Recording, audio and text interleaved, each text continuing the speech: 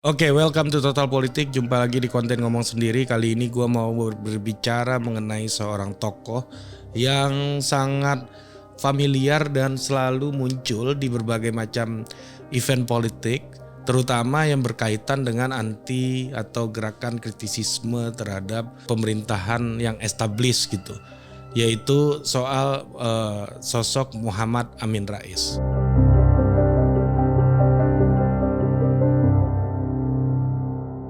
Ya, sosok Pak Amin Rais ini adalah seorang intelektual publik yang gua anggap sebagai seorang intelektual publik yang paling berhasil di dalam jalur politik praktis gitu.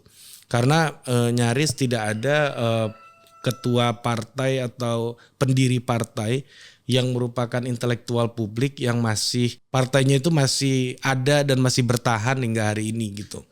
Dan Pak Amin Rais seorang yang sudah proven di dunia politik praktis dan dia juga seorang pemikir intelektual gitu di dalam ranah diskursus terutama mengenai diskursus politik dan Islam.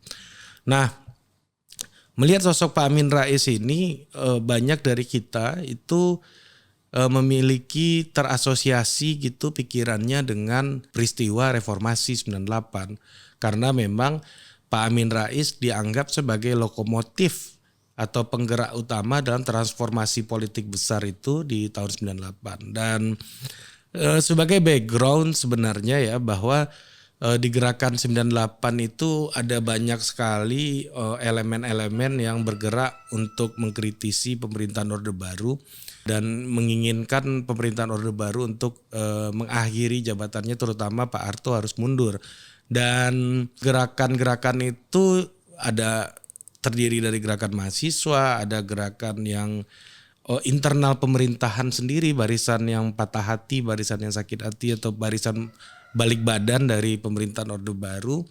Dan juga ada juga dari kalangan kelompok Islam yang mana secara politik ekspresi politiknya sangat terbatas selama pemerintahan Orde Baru berjalan dari tahun Pak Harto menjadi presiden di Indonesia. Dan inilah yang menjadi konteks gitu di dalam peristiwa reformasi yang mana itu adalah puncak gunung es dari rangkaian proses-proses yang dianggap mendiskriminasi kelompok-kelompok tertentu yang membuat kelompok-kelompok tersebut terkonsolidasi satu sama lain. Nah, yang menjadi bedanya adalah sosok seperti Amin Rais dan Gus Dur terutama adalah dua tokoh yang memiliki legitimasi publik yang terutama karena mereka memiliki sebuah organisasi atau memimpin sebuah organisasi yang mempunyai kekuatan sampai ke akar rumput.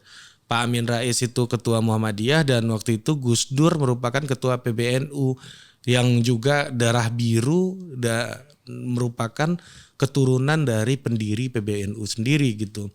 Nah, dua organisasi ini memiliki kaki-kaki sampai ke akar rumput.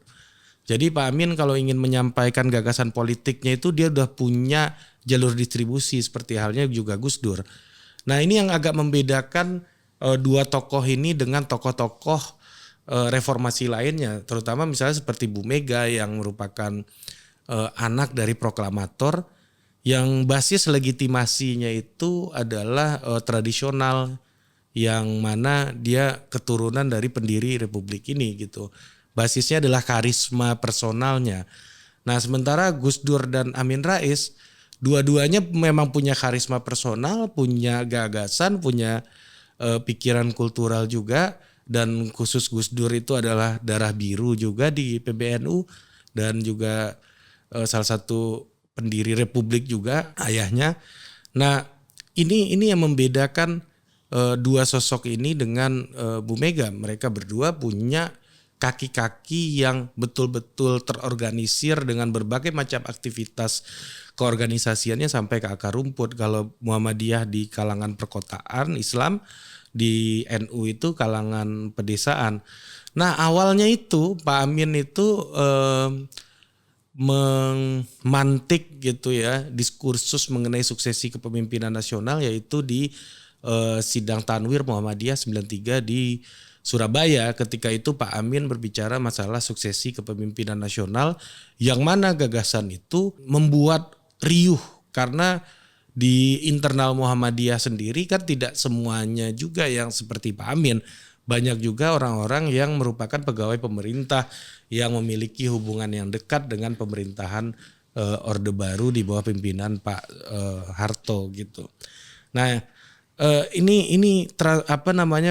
pikiran gagasan politik yang pertama kali disampaikan secara eksplisit oleh Amin Rais di tahun 93 dan kemudian itu membuatnya bertransformasi dari tokoh organisasi keislaman menjadi seorang tokoh nasional yang memiliki reputasi publik yang luas gitu. Nah, ini ada transformasi diri dari Amin Rais yang tadinya dia sangat diakui di satu kelompok sektarian aja, ini menjadi lebih universal gitu pengakuan dan legitimasi publik kepada sosoknya. Dan ketika itu Amin Rais muncul dan ketua PP Muhammadiyah ini menjadi sebuah jabatan atau konteks di mana Amin berbicara untuk mengkritisi pemerintahan Orde Baru, dan itu membuat isu ini terus menggelinding gitu untuk mengganti pemerintahan hingga singkat kata Pak Harto turun. Nah, secara gagasan diskursus publik Amin Rais masih tetap dari dulu sampai hari ini itu konsisten untuk menggunakan terminologi atau gagasan-gagasan keislaman. Karena gagasan-gagasan inilah yang menjadi titik masuknya menjadi seorang tokoh publik gitu. Dan salah satu konsepnya yang paling terkenal adalah mengenai manusia tauhid, di mana semua kehidupan sosial masyarakat ini harus berkaitan dengan upaya untuk memenuhi perintah Tuhan Yang Maha Esa gitu. Nah, jadi konsep itu agak mirip dengan gagasan-gagasan yang berkembang di Mesir, di Ikhwanul Muslimin ya, di kalangan Muslim Brotherhood gitu. Dan juga pemikir-pemikir macam Maulana Al-Maududi gitu.